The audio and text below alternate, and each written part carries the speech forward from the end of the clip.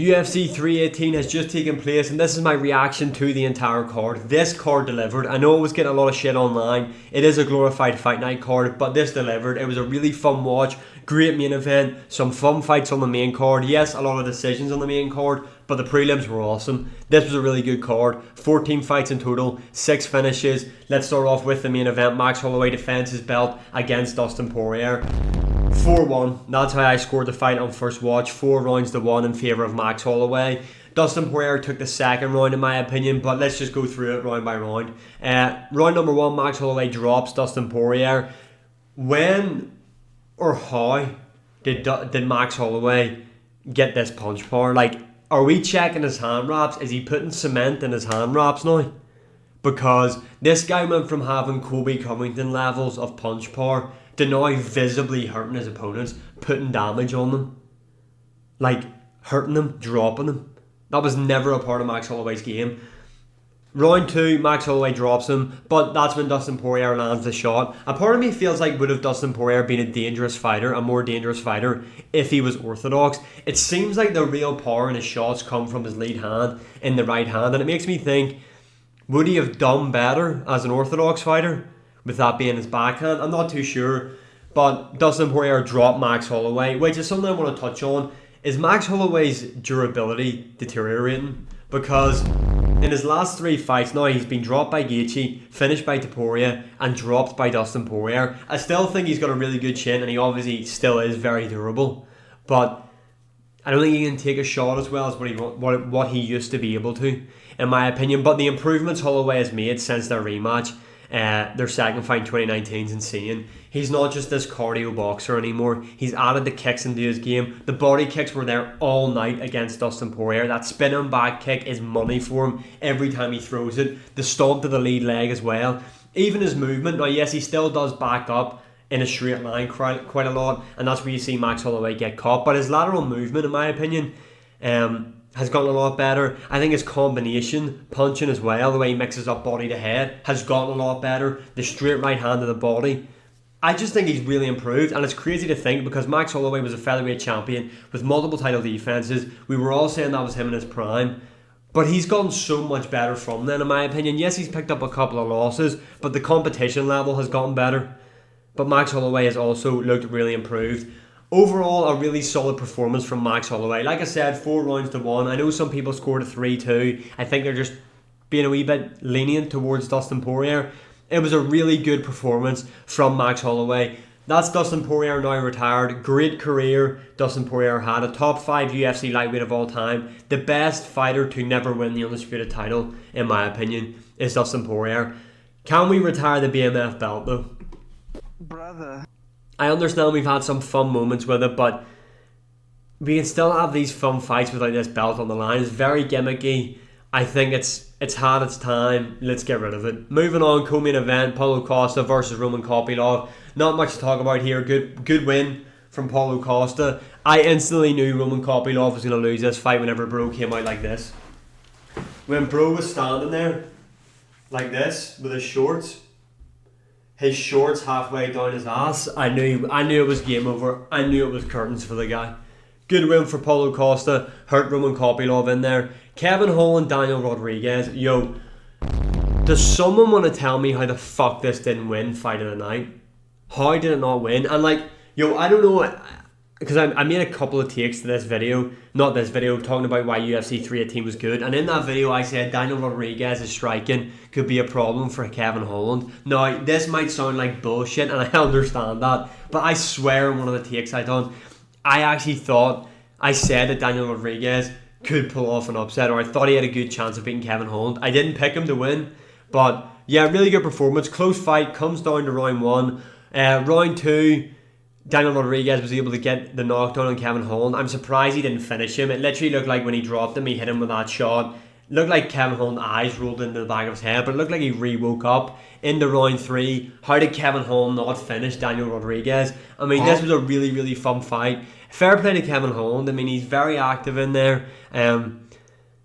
Good win for Daniel Rodriguez. I think he's on a 3-fight win streak now. This was fight of the night, in my opinion. Loved the Juliana Pena impression from Daniel Rodriguez with the You know what I mean? With that type of movement, I hope you just see what I've done there. But yeah, good win for Daniel Rodriguez. Best win of his career. Moving on, Danny Ige versus Patricio Pitbull. Bruh. I thought Danny Ige was going to TKO him. That was my prediction. Again, Patricio Pitbull, do you know you're allowed to throw unlimited strikes? You don't have to throw 3 fucking strikes around. Throw more. What the fuck?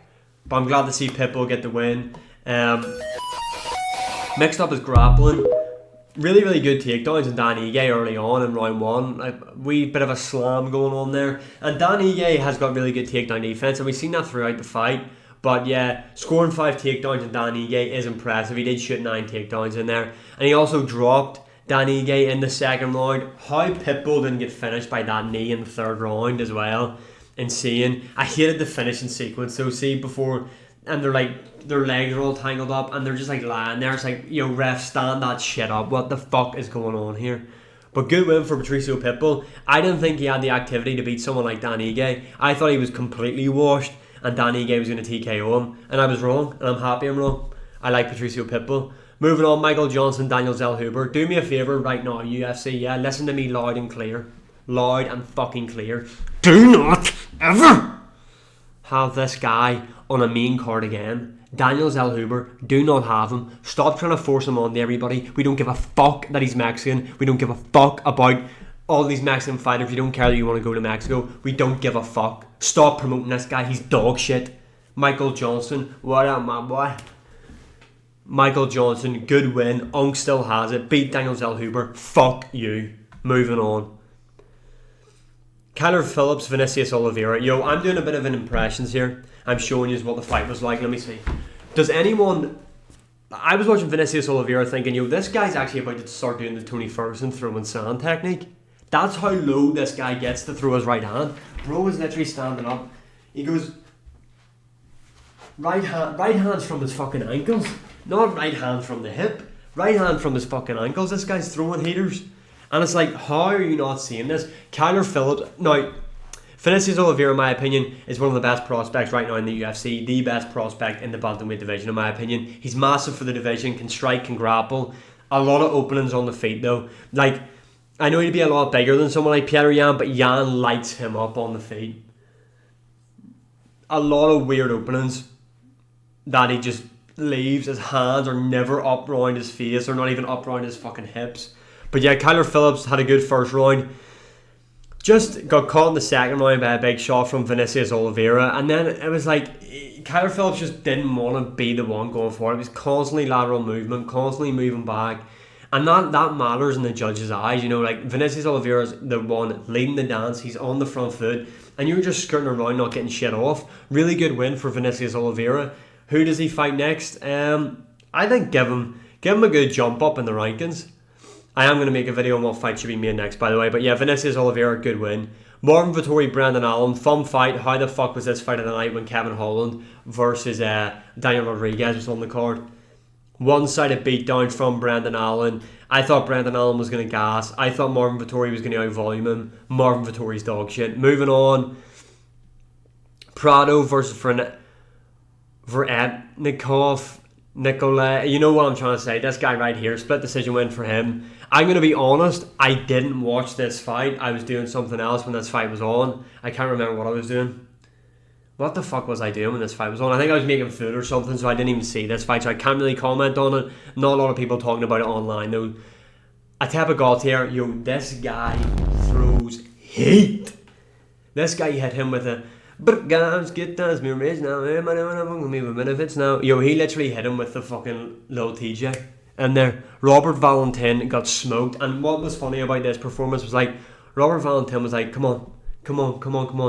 Mate, you can't even stay on your feet. Gautier left you frozen like Elsa. Good win for Atepa Gautier. What's next for him? I don't know. He's 23 years of age, I believe. Don't rush him. Build him up properly, UFC. Don't throw him in there to the deep end.